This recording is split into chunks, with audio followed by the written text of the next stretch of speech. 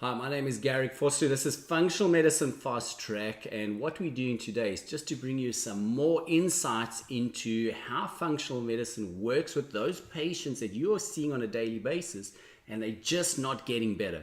And I know I was terribly frustrated in that situation. I wanted to know the deeper reasons for it, understand the root causes, and that is really what I'm trying to just kind of bring out today to show you, the deeper our understanding, the easier it is to convey that to our patients in layman's terms, and that creates more compliance, which gets better patient outcomes.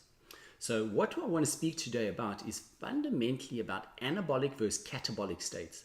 Now, a lot of the patients that we see are the patients that we're getting frustrated with are those ones that are chronic and not getting better. They are, in a bigger perspective, always going to be in a more catabolic state for some reason. And we can there's a definition for that we can measure. If we do hormonal tests, we will see that metabolized cortisol is greater than total DHEA. So the one side of the anabolic side, which is measured through total DHEA, and then the catabolic side, which can be measured through metabolized cortisol, is clearly defined. And then we know where we stand. However, there are many signs right in front of our face on a daily basis that are either being told to us by the patient or we can see physically that can give us a clear indication of whether that patient is going into what we call a cycle of catabolic state and is going to be difficult to just get them out of it quickly. So common signs that we tend to see will just be patients saying to us they're continually fatigued. When they do rehab exercises or just moderate exercise, they're not recovering like they should. If they fast, they go into an extreme hyperglycemic state. Ladies are often complaining in their 40s of menopausal symptoms that are extreme.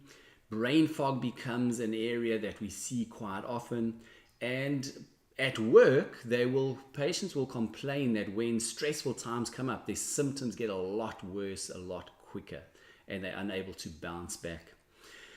Another sign that we see is going to be sleep disturbances and insomnia.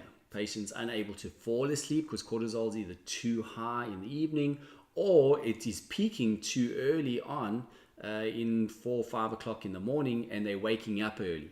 So any of these factors can tell us that cortisol is just dominant and the natural curve is out of balance. So a lot of those signs are pointing us in that direction for our brains to start to think that is the state that they're in. Typically what is happening is there is a catch-22 cycle developing. What we see dominantly in a cortisol dominant state is a midriff increase in weight. So the visceral adiposity is increasing, the intra-abdominal fat, and research is showing that this fat particularly is like its own organ.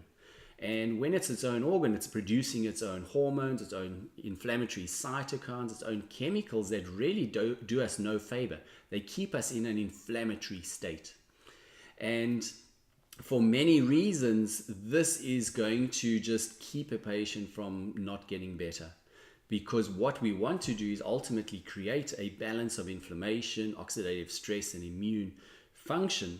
And we cannot do that if we have this extra organ of intra-abdominal fat, which was spurred on initially by high cortisol and now is maintaining a high cortisol state because of its ability to produce more inflammatory hormones and chemicals that move us towards a catabolic state. It has more aromatase in it, which takes any testosterone available and moves it to estrogen a lot quicker. Estrogen we know is inflammatory itself. We know that adiponectin, which is a marker that we measure frequently, decreases, and when that decreases, fat storage increases. Leptin increases. We know with leptin stores fat more readily. We also know that when that adiponectin is down, leptin is high, that our thyroid hormones like T4 convert very rapidly to reverse T3 rather than the active T3, which increase the metabolism and will help us to burn fat. Rather, we're going to this fat storage state. So there's all these factors that we've got to get our heads around of what happens when we start to get into this catch-22 state and we start putting on midriff fat and we can't get out of that loop. So it's just one thing to keep in mind, that it's so important to measure waist circumference and to check that on an annual basis. If it's patients that you're developing relationships with, those are biomarkers that you want to be checking regularly and know where they're at. Because if they are increasing year on year and they're starting to come back with injuries that are just not resolving, it can be just as simple as they are stuck in a catabolic state. And then we need to really address why that is and bring in lifestyle measures, exercise, supplementation, nutrition, sleep strategies, whatever it is, to get them into that fast track line of an anabolic state again. And that's for another video, that's not now for now.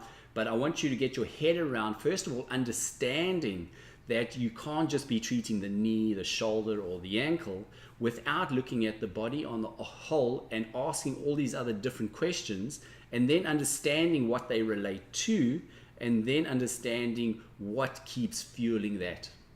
And then lastly, what are you going to do about it?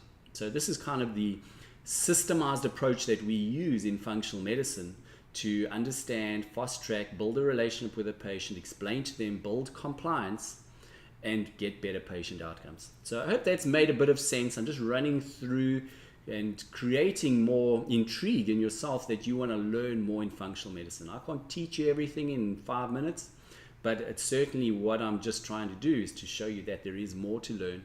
And if this intrigues you, what I suggest is go back to our website, functionalmedicinefasttrack.com, and look for more videos that can give you more insight into your patients and how you can get better outcomes by integrating functional medicine into your practice. So my name is Garric Vosloo. This is Functional Medicine Fast Track, and I'm looking forward to seeing you again soon. Take care. Bye.